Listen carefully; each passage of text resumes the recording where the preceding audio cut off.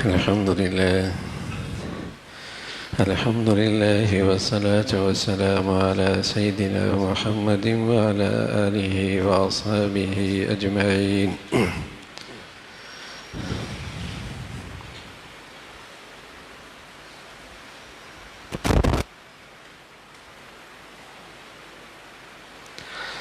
الحمد لله والصلاة والسلام على سيدنا محمد وعلى آله وأصحابه أجمعين. أما بعد فأعوذ بالله من الشيطان الرجيم. بسم الله الرحمن الرحيم. لئن شكرتم لأزيدنكم ولئن كفرتم إن عذابي لشديد. صدق الله العظيم. اللهم صل على سيدنا محمد النبي الأمي وعلى آله وأصحابه وسلم. اللهم صل على سيدنا محمد النبي الأمي وعلى آله وأصحابه وسلم. میرے معزز مسلمان بزرگوں، عزیز بھائیوں، کل 14 اگست اور ہمارے اس وطن عزیز کی عمر 74 سال ہو جائے گی. قیام پاکستان کی عمر کل 74 سال ہو جائے گی. اس کا اعلان رمضان کے مقدس مہینے میں اور 27ویں رات میں اس کا اعلان ہوا، اور یہ نعمت اہل پاکستان کو اللہ نے عطا فرمائی. ایک نعمت وہ ہوتی ہے جو شخصی ہوتی ہے.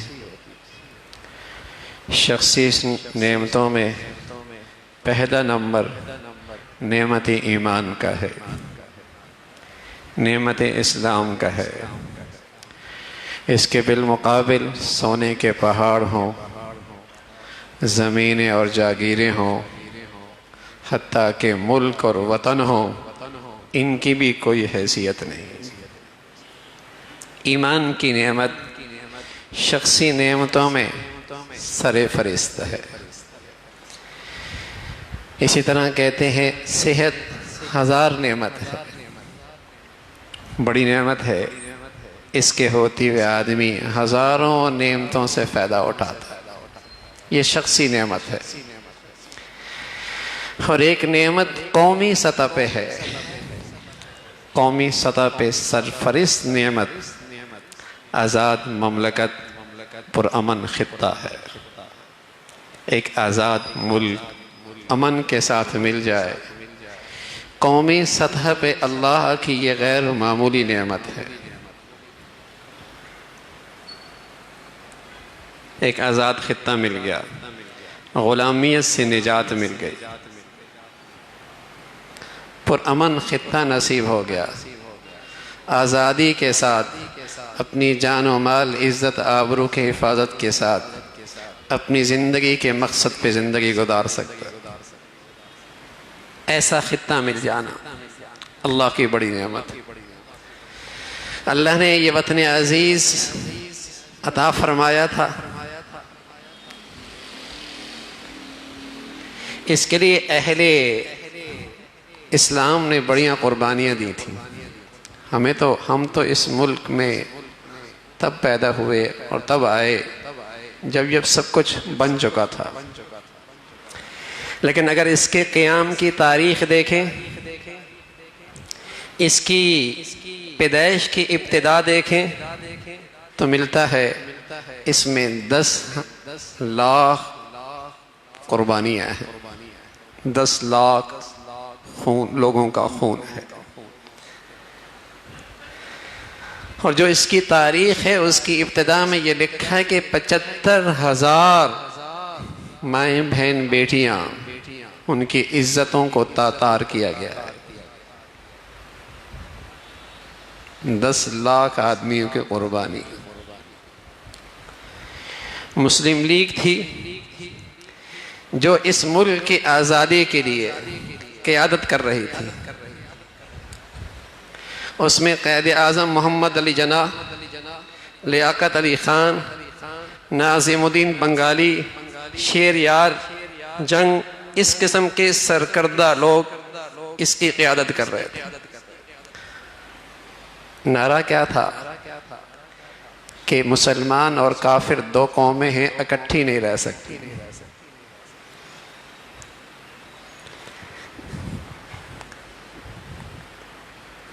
کیا صرف اکٹھا رہنا مسئلہ تھا؟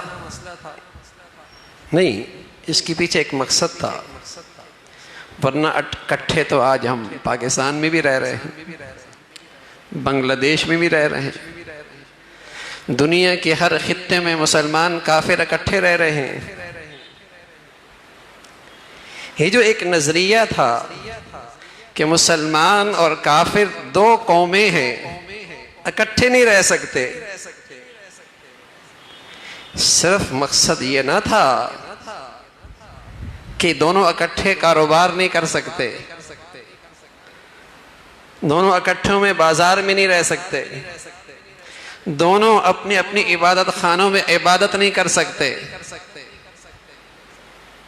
آج وطن عزیز ہے، یہاں اقلیتوں کو تحفظ حاصل ہے، یہاں سکھ بھی ہے، ہندو بھی ہے، مشرک بھی ہے، عیسائی بھی ہے، بنگلہ دیش ہے، وہاں بھی مسلمان کافر اکٹھے رہ رہے، لیکن نظریہ یہ تھا کہ مسلمان بحیثیت مسلمان قومی سطح پہ اسے اسلامی نظام مل جائے، ایک اسلام کا عادلانہ نظام اس کو میسر ہو، سیکولر نظام نہیں۔ اگر سیکولر نظام کے تحت ہی زندگی گزارنی تھی تو وہ تو ہندوستان میں موجود تھا، ایک ایسے خطے کی آزادی چاہیے تھی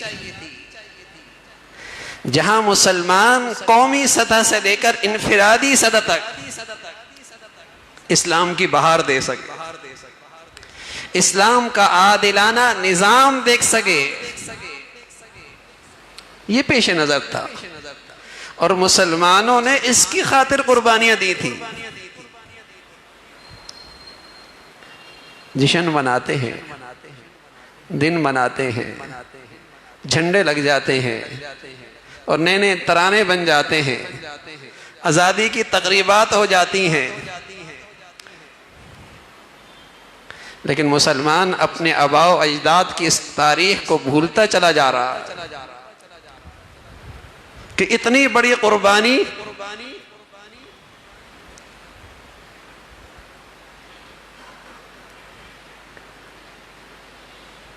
عزت اور ناموس کی بات آئی تو عرض کروں، 75,000 بیٹیوں کی عزت اور ناموس تار تار ہوئی۔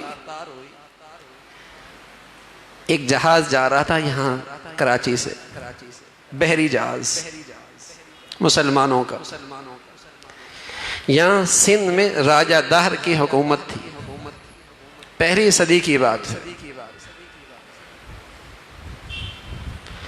اس میں 6 مسلمان بچیاں تھیں،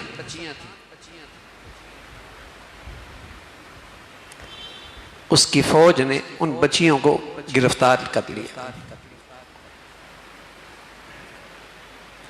عراق اس زمانے میں عبد الملک بن مروان کا دور تھا، وہ حکمران تھا، اور عراق اور اس کے اطراف کے جتنے علاقے تھے اس میں جو والی اور گورنر تھا وہ حجاج بن یوسف تھا۔ ان بچیوں نے کسی طرح پیغام بھیج دیا حجاج بن یوسف کی طرف، وہ کوئی نیک اور پارسا آدمی نہیں تھا، بڑا ظالم تھا، لیکن جب اس کے پاس مسلمان بچیوں کا پیغام گیا کہ تم کیسے مرد ہو اور کیسے عرب اور مسلمان ہو، تمہارے دلوں میں تمہارے رگوں میں کیا اسلام اور عرب کا خون ختم ہو چکا ہے کہ تمہاری بہنیں اور بیٹیاں کافروں کے ہاتھ میں، تو اس نے اپنے داماد اور اپنے بھتیجے محمد بن قاسم کو بلایا، اور اسے کہا فوج تیار کرو. نوجوان تھا 18 سال کا.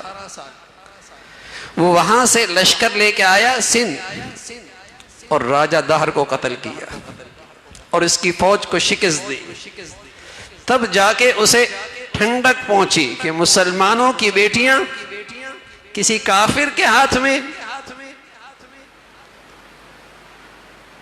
گناہگار تھے، نافرمان تھے، لیکن پھر بھی کسی حصے میں ایمان کی غیرت تھی، حمیت اسلامی تھی. آنکھیں حرام ہو جائیں، شرم و حیا اٹھ جائے، لقمہ حرام ہو جائے تو اس کا نتیجہ یہ نکلتا ہے غیرت ہی ختم ہو جاتی، ایمانی اسلامی غیرت ہی ختم ہو جاتی ہے. کہاں 75,000 بچیاں اور کہاں وہ 6 بچیاں. تو بتانا یہ چاہ رہا ہوں کہ اس ملک کی قیام اور ولادت میں بڑی خون ہے، بڑی قربانی ہے، بڑے دکھ درد ہیں، بڑی تکالیف ہیں، بڑی ازمائشوں سے گزرے ہیں. اور یہ محض اس لیے نہیں کہ ہم کافروں کے ساتھ نہیں رہ سکتے، آج بھی رہ رہے ہیں. پیش نظر یہ تھا کہ ایک ایسا خطہ مل جائے جہاں مسلمان اسلام کے عادلانہ نفاذ اور اس کی برکتیں آزادی کے ساتھ دیکھ سکے. اسلامی شاعر کا تحفظ ہو، اسلامی حدود کا نفاذ ہو اور منکرات اور اللہ کے نافرمانی کا انسداد اور اس کا سد باب ہو. مسلمان حکمران کی ذمہ داری قرآن نے یہی بتائی. الذین ان مکناہم فی الارض، جب ہم انہیں زمین پہ اقتدار دیتے ہیں، اقاموا الصلاۃ وآتوا الزکاۃ وامروا بالمعروف ونہوا عن المنکر. تو یہ اس خطے میں کیا کرتے ہیں؟ پورے ملک میں اقامت صلاۃ کا نظام بنا دیتے ہیں. وآتوا الزکاۃ، زکوٰۃ دی جاتی ہے. اور جب اسلام کا زکوٰۃ کا نظام کسی ملک میں نافذ ہو جائے اس زمین پر کوئی محتاج اور کوئی ضرورت مند نہیں رہتا. اس کی گھر کی دہلیز پہ اسلامی حکومت کا وہ بیت المال اس کی ضرورت پوری کرتا ہے. وَنَهَوْا عَنِ الْمُنْكَرِ، اور وہاں نیکیوں کی حوصلہ افزائی، اسے فروغ ملتا ہے. گناہوں اور نافرمانی کے لیے وہاں اس کی حوصلہ شکنی ہوتی ہے. اقاموا الصلاۃ وآتوا الزکاۃ وامروا بالمعروف ونہوا عن المنکر. یہ پیش نظر تھا، اس لیے یہ ملک آزاد ہوا تھا، اس لیے اس کے لیے قربانی ہوئی تھی. لیکن آج 74 سال ہونے کو ہیں،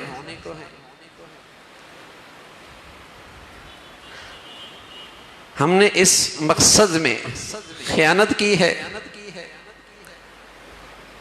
قومی سطح پہ نفاق سے کام لیا ہے، اس نعمت کی ناقدری کی ہے کہ ایک حصہ ہم سے جدا ہو چکا ہے. اہل باطل کی اس گٹھ جوڑ کا نتیجہ ہے کہ آج جو قائد اعظم محمد علی جناح، لیاقت علی خان اور مسلمانوں کی قربانیوں سے جو وطن عزیز بنا تھا، آج وہ نہ رہا. آج تو وہ وطن ہے جو بھٹو کے زمانے کے اندر وجود میں آیا. تم ادھر ہم ادھر، جب یہ نعرہ لگا تھا. قائد اعظم محمد علی جناح کا وہ وطن، وہ ملک جس کے لیے مسلمانان ہند نے قربانیاں دی تھی، وہ تو نہ رہا اور آدھا جا چکا ہے. اتنی بڑی مسلم اکثریت کا وہ خطہ ہم سے جدا ہو چکا ہے. کشمیر کس حالت میں ہے؟ یہ تو باہر کے دشمنوں کی طرف سے، دوسری طرف اندر کا انتشار دیکھیے ذرا، ہر ایک دستے گریبان ہے،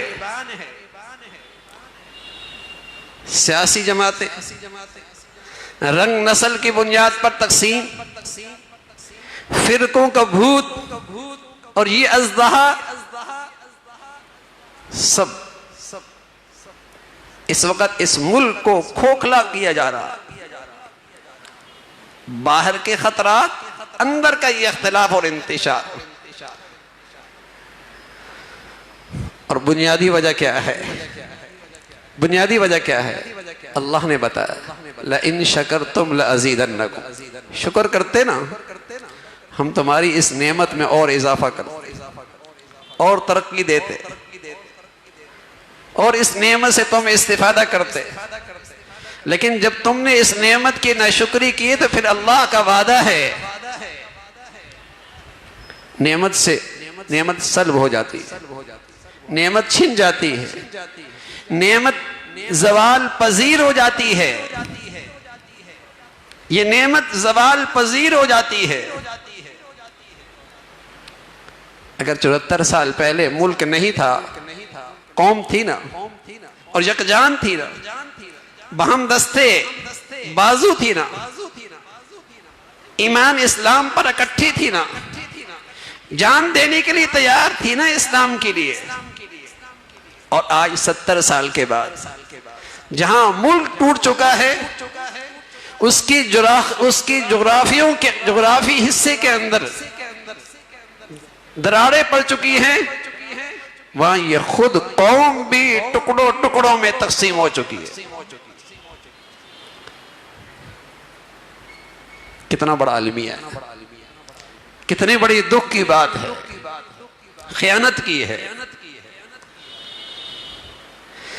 کہ جس مقصد کے لیے وطن عزیز لیا گیا اسے پس پش ڈال دیا گیا، اس کو نظر انداز کر دیا گیا، اور صرف نظر انداز نہ کیا، آج 74ویں جشن آزادی منانے جا رہے ہیں، لیکن یہ احساس بھی مر چکا ہے کہ یہ آزادی ہم نے کس مقصد کے تحت لی تھی۔ وائے ناکامی متاع کارواں جاتا رہا، وائے ناکامی متاع کارواں جاتا رہا، کارواں کے دل سے احساس زیاں جاتا رہا۔ آج یہ احساس بھی مٹ چکا ہے کہ یہ ملک کس مقصد کے تحت حاصل کیا تھا، یہ نعمت اللہ نے ہمیں کیوں دی تھی؟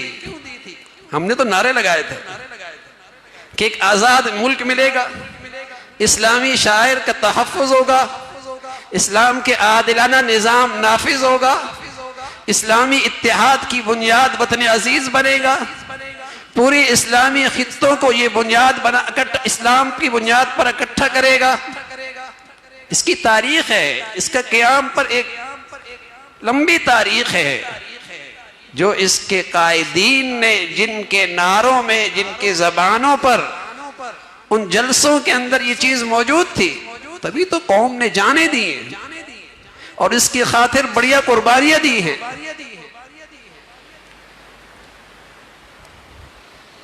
اس نعمت کو، اس نعمت کا تحفظ، اس کی حفاظت اہل پاکستان کی ذمہ داری تھی۔ ہم اس کا تحفظ کرتے، ہم اس میں استحکام لے کے آتے، اس کے اندر ہماری صلاحیتیں لگتی، اور بنیادی چیز جس سے اس ملک کا تحفظ بھی تھا، استحکام بھی تھا، اور یہ قوم یکجان بھی ہو سکتی تھی، وہ ایک چیز تھی، وہ ایک چیز تھی، اور وہ کوئی تجربے کی چیز نہیں ہے، وہ کوئی تجربے کی چیز نہیں ہے، وہ تو ہماری نبی سے نقل آئی ہوئی چیز ہے۔ اور وہ کیا چیز ہے؟ وَأَلَّفَ بَيْنَ قُلُوبِهِمْ لَوْ أَنفَقْتَ مَا فِي الْأَرْضِ جَمِيعًا مَا أَلَّفْتَ بَيْنَ قُلُوبِهِمْ وَلَكِنَّ اللَّهَ أَلَّفَ بَيْنَهُمْ۔ تم ٹکڑوں میں تقسیم تھے، طرح طرح کی تمہاری بولیاں تھی، طرح طرح کی زندگی کے انداز تھے، لیکن اسلام آیا ایمان آیا، لا الہ الا اللہ محمد الرسول اللہ آیا، اور اس نے تمہیں ایک لڑی میں ایسا پرو دیا کہ تم سب ایک جان ہو کے زندگی گزارنے لگے۔ یہ پنجابی ہے، یہ برمی ہے، یہ بنگالی ہے، یہ بلوچی ہے، یہ مہاجر ہے، یہ پٹھان ہے، اور پھر نہ جانے کتنی برادریوں کے بت ہیں۔ یہ سب پاس ہو سکتے ہیں جب اسلام کی بالادستی ملک کے اندر بھی ہو اور اسلام کی بالادستی دل و دماغ کے اندر بھی ہو،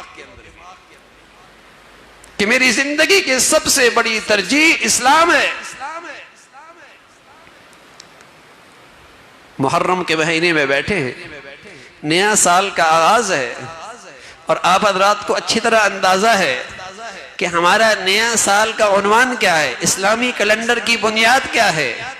ہجرت، ہجرت، ہجرت۔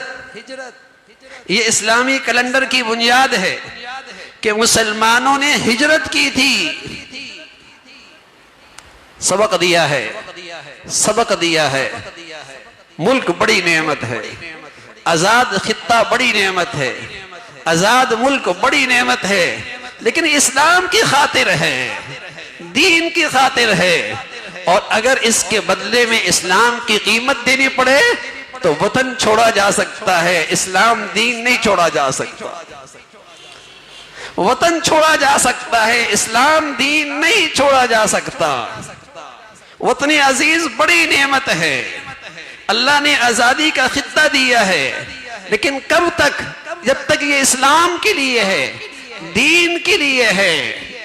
ہم اس کی آزادی کی خاطر دین نہیں قربان کر سکتے، اسلام نہیں چھوڑ سکتے، ہم یہ آزادی کی قیمت دینے کے لیے تیار نہیں۔ ہمارے آباء و اجداد نے ہجرت کر کے ہمیں یہ سبق دیا ہے کہ مکہ کا وطن بہت دل عزیز ہے، بہت دل عزیز ہے، لیکن یہ قربانی مانگتا ہے اسلام کی، یہ قربانی مانگتا ہے دین کی۔ وطن چھوڑ دیں گے، اسلام اور دین نہیں چھوڑیں گے، وطن چھوڑ دیں گے، دین اسلام نہیں چھوڑیں گے۔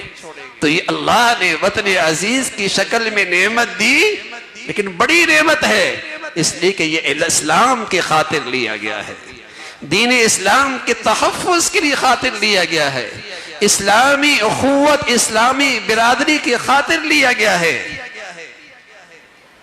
دشمن بھی جانتا ہے، باطل بھی جانتا ہے، اسلام دشمن قوتیں بھی جانتی ہے، اس ملک کو توڑا جا سکتا ہے، اسے کالونیوں میں تقسیم کیا جا سکتا ہے، جیسے عربوں کو تقسیم کیا ہے۔